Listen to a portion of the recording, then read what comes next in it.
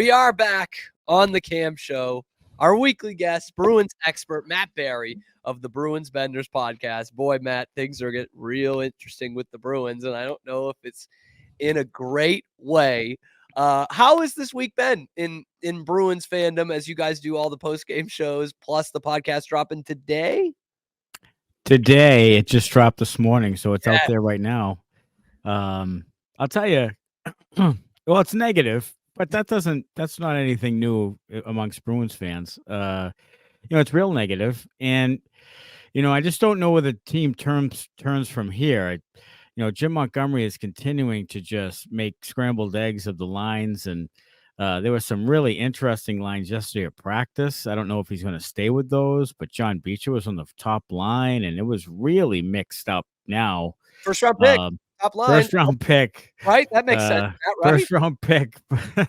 That fourth line is completely carved up now. Yeah, it's not together anymore as far as those line rushes yesterday are concerned. So I don't, it's been we thought Saturday night that they turned a little bit of a corner. They played better.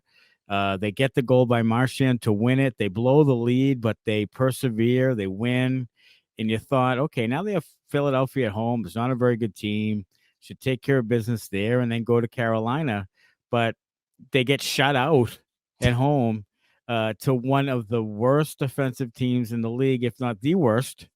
And now you're back to square one. You're back to where you were before, with Montgomery being on the hot seat and the roster questioned. And, where do you turn from here? And it just doesn't seem to be getting any better. In Carolina, which has been a thorn in your side for a while, and is a terrible matchup, especially there, is on the docket. They're going to be charged up. I know it's mostly a playoff crowd there at Carolina. There's going to be a decent amount of Bruins fans there tonight, but it would not stun me if there's like a 5-0 tonight. That would not stun me whatsoever, just because of all that kind of outside stuff you're talking about, kind of boiling and hitting the boiling point, I guess I should say. But I mean, we got to talk Jim Montgomery. I was never a huge Montgomery fan. I think we talked about this last week. I was never a big Montgomery fan, but when they set the wins record year one, it's like, how much can I complain, right? I didn't love that they were getting outshot every night, but what are you going to do? And now I look back at this, and the knock from a hockey standpoint, like on the ice standpoint with Bruce Cassidy, was like, oh, they can't win because they don't have the depth of scoring. It's one line. And he so emphasizes that one line. And I'm like, well, now here's what you got. You got one player. You've got one guy with legit offensive skill in the forward group. That's it. And this whole team is just get it to Pastrnak any way possible. Is there? I don't know. What do you do to shake up this team with the roster that they've got right now? Trade some a core member or two. They need playmaking centers, and they don't have any. Did not get one in free agency, by the way. They get Lindholm, but he's not a playmaking center. He's a two-way center. He's a second-line center. And they went for the center, and they chased that position in free agency, even though there wasn't one that they needed, truly needed. So they got the best available. When I said back then, go get Jake Gensel or go get a guy who can score 35, 40 goals instead, and then figure out the center later. If you put Gensel and Pastrnak on the top line, you're going to score some goals. I don't care if I'm the center. Doesn't matter. They're going to score goals. So I think you get the best available offensive player back then, and they didn't. They chased that position, and now here they are, still without a number one center, still without a playmaker, and it affects the power play. It affects 5-on-5. 5-on-5, they've been awful. And I looked back today, 2 years ago, that record-setting season, they were third in shot percentage. Last year, they were eighth. This year, they're 25th. Oh. So they have guys who can't score the puck. So that's not good. That's the bottom 5 or 7 of the league. So that's where the number one issue lies, is offense. And it affects your defense because now you're not possessing the puck as much. Now the other team's getting transition. The defense has suffered because of it. Then your goaltending starts to suffer because they see more shots. It's just a trickle down effect, and they don't possess the puck or really force the offense like they used to a couple of years ago.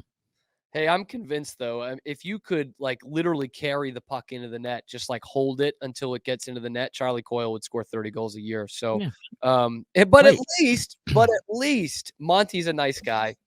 Boy, he's real nice to these vets. Super. Until he until he get on Marchand on the TV with everybody seeing him just come unglued on him, and that was uncharacteristic. And he's done some uncharacteristic things, but I think there's a lack of true confidence. Montgomery talks about his own team's confidence level.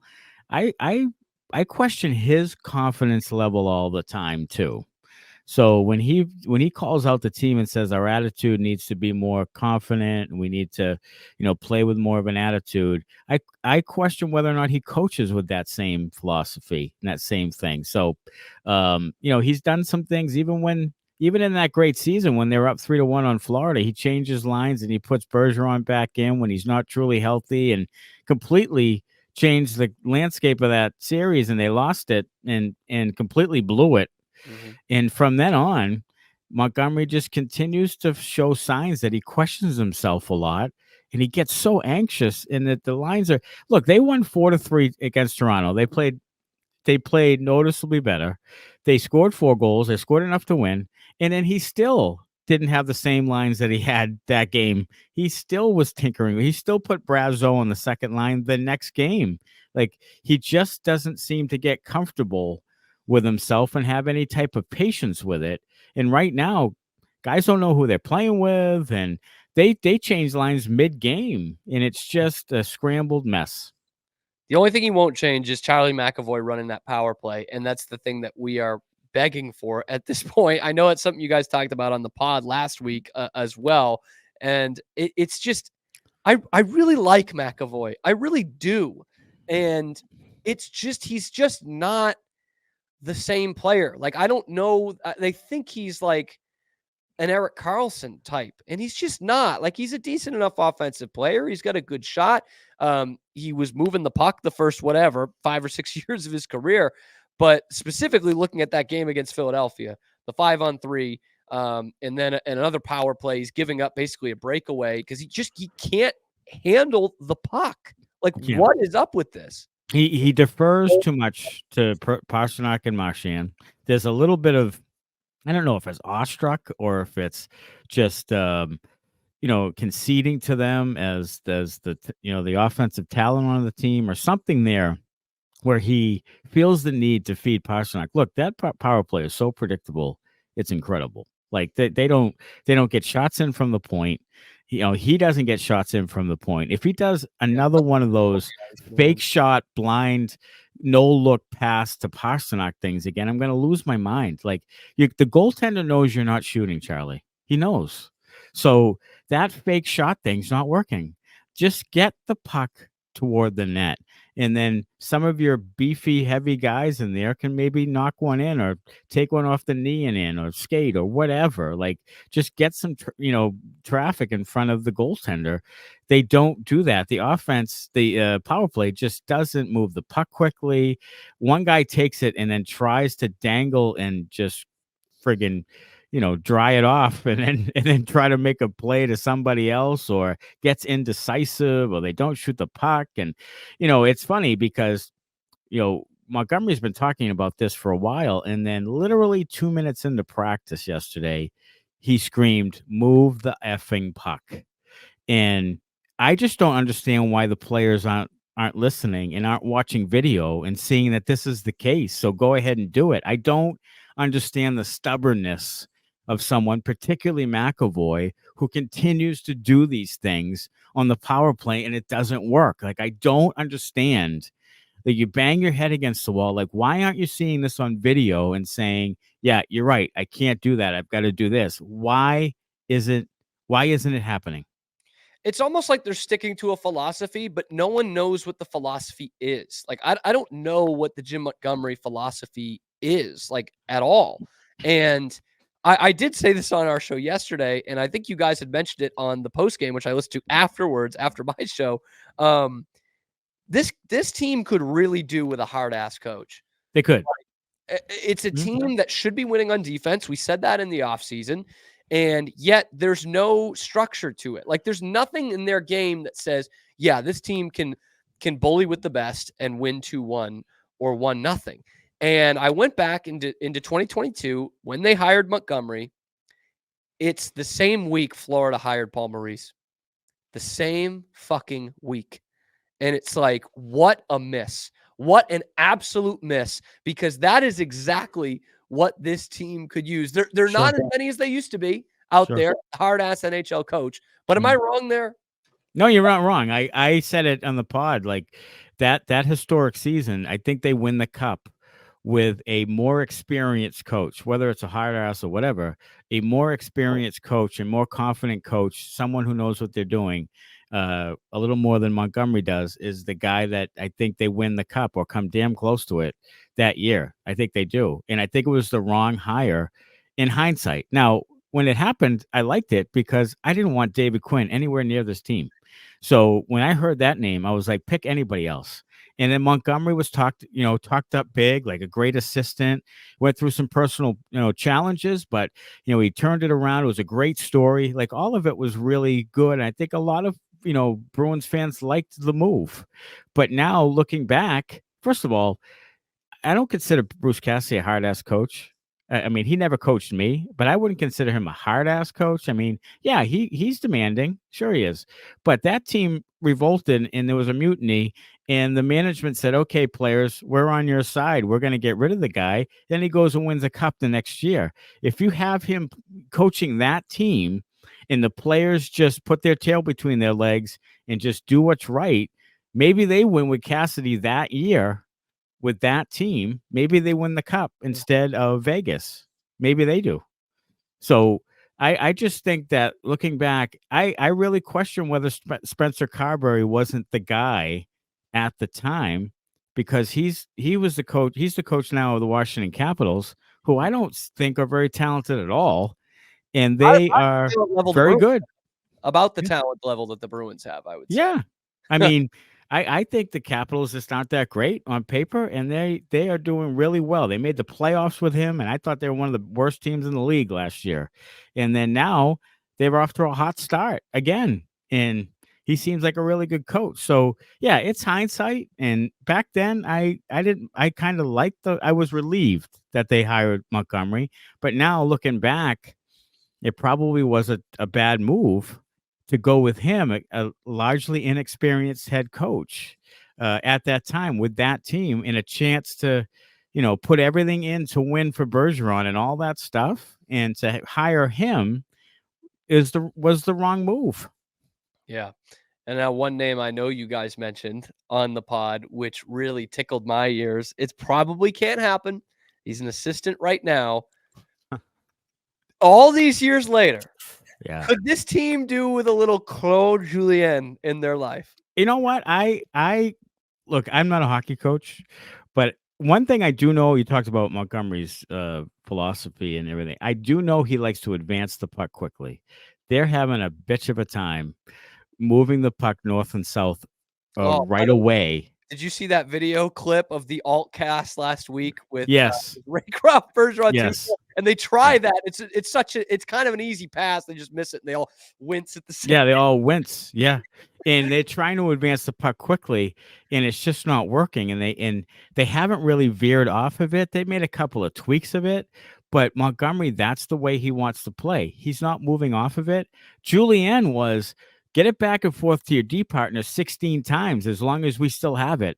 And then move it up, bring the center or bring the opposite wing like across the ice and try to hit him in tight and then go.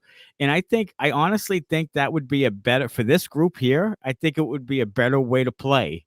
Is that way? The Julien way is D to D, D to D, D to D, and then slowly, methodically advance the puck up the ice. I think that would be a better. Now, look, I'm not a hockey coach, and maybe that's wrong, and maybe someone will tell me that that's not 100% true or correct. But boy, I think that his style might actually suit this team better than just trying to go north south. I mean, how many stretch passes from like their own goal line up to the blue line and beyond are they trying to make, and teams are just picking it off or deflecting it, or it's going for icing? Like, it's just maddening to me what they're trying to do. Guys get caved in at their own blue line, turn the puck over. I mean, the giveaways have been astounding. They had 22 one game. Like, I mean, my God, like McAvoy had 4 giveaways last game. Yeah, that was the number that stuck out to me. 4 giveaways from McAvoy. Yeah. Like, he doesn't even want the puck. It's right. And it's fundamental shit. Like, it should be so easy. But I look at kind of what we were talking about earlier of like a team that just needs some defensive structure. Claude Julien can give that to you. Like, yes, he obviously his Bruins teams were more talented than this team right now. Like, that's without a doubt. Yes. Oh, but no question. He can work with this team. Like, yeah, he absolutely can. Shit about what they're doing offensively. Yeah, he'd get them right in that sense. Yeah, for sure. I mean, he's got as good of a defensive core as that team did. I don't care what anybody like. This defensive core should be really good. The defensemen that they have should be really good. I mean, there's no reason why they can't be at least top 10 in the league defensively with their defensive core. There's no reason. And then they have, a philosophy, and also the players in Coyle and Lindholm and the guys up the middle that are pretty responsible defensively. So why isn't it better? Like, why isn't it better? And I don't see many adjustments. Like, I'm trying to look for it. I watch video. I watch the games back, and I'm like, okay, what am I missing? And it just seems like they're playing the same way every single game. And I don't think the players are comfortable with it. I don't think they truly buy into it. I don't think they think it's working. And when that happens, sometimes you take that thing where people don't believe in it and aren't 100% comfortable in how they're playing, and they deem that as lack of effort. But what it is just lack of confidence and lack of security that our game plan is going to work. So it just looks disjointed, and then you think, oh, they're not playing hard. I think they're playing hard. I just think they don't believe in and aren't confident in how they play. All right, I want to ask you this before we get you out of here, Matt. We've mentioned a couple of names already. We mentioned a couple of names last week in terms of these disappointments. What player has been the biggest disappointment for you from what you expected preseason? Charlie Coyle has been terrible. I mean, he's awful. I mean, he's a -8. His faceoffs are 42%. This is a guy that typically wins his faceoffs. I don't know what's happening. I don't know. Some guys just hit the cliff like in a millisecond, and they start going down at a certain age. He's 32. He had a career year at 31. He had 60 points. That never happens, but he did. And then to expect him to have it again at this age is a little, it's just like wishful, really wishful thinking. Yeah, wishful thinking. I mean, the way you attack free agency. Yeah, second line center at 32, and I just think he hasn't been very good at all. And I didn't think he'd be this bad, but if he was just what he kind of was, and even slightly below what he was, then they'd probably be fine right now. But he hasn't been good at all. Like, he's had one game where he actually scored. The game he scored is the game I thought he played okay. The rest of the games, he's just not playing well at all. And that's not good. And he's playing with Marchand, and Marchand is struggling because of it. Now, he's struggling because of other reasons. I mean, he's 36, and now they're talking about 100% anyway. They're talking about the extension from Marchand, and it's making me cringe up my spine. Like, it's just, first of all, there's no reason to extend him right now. None. Zero. So wait. Yeah. Wait. Why would you give him any, 2 or 3 years right now at some $6 or $7 million price tag right now? Why? Like, it's just, I hope not. I just hope not. But Coyle has been to me the biggest disappointment in that he just doesn't look like the same player at all. And I was concerned about him a little bit coming in just because I didn't think he could match last year, but he has not come close to it now. Yeah, it's a gamble to have that as your second line center, right? Like, we hear the term Rhino all the time. Election season, he's a Sklino, second line center in name only. I mean, he's never really put up. I mean, I guess last year maybe. but he's never really put up second line center production in No. his whole career, nor did he play on a top 2 line most of his career. You're a really good team if he's your third line center. He's a really good third line center. Once you put him in the second line center, then you're not as good, and he's not as good, and he gets overexposed. It's the same. It's the Matt Grzelcyk way of once Matt Grzelcyk becomes the top pair and plays 18, 20 minutes, he gets exposed. When he's a third pair and shifty and moving around and making the right plays, then he's fine, and he's actually pretty solid. But once you overexpose him, then all the weaknesses come out, and it's just he's out of position. So, and that's what you have with Coyle. You're just attacking my BU guys. My BU guys. Yeah, I mean the BU guys. I mean, attacking the South Shore. That felt personal. Yeah, but I did talk about. I mean, I'm from Waltham. It's it's BC more than BU. It's it's that's all right. I was when BC finally won the Beanpot back when Blake Belfay was playing for them. When they finally beat BU and won the Beanpot to get off the Schneid, I was there, and I was like over the moon. Like it was just great. I was there when Grizzy scored the Beanpot. Oh, yes. It was a hell of a game against Northeastern. But no yeah, that South Shore, the best go to BU. There's some BC sprinkled in there. Colin White. What's the guy's name who went to there? Oh, Orpik. Yeah.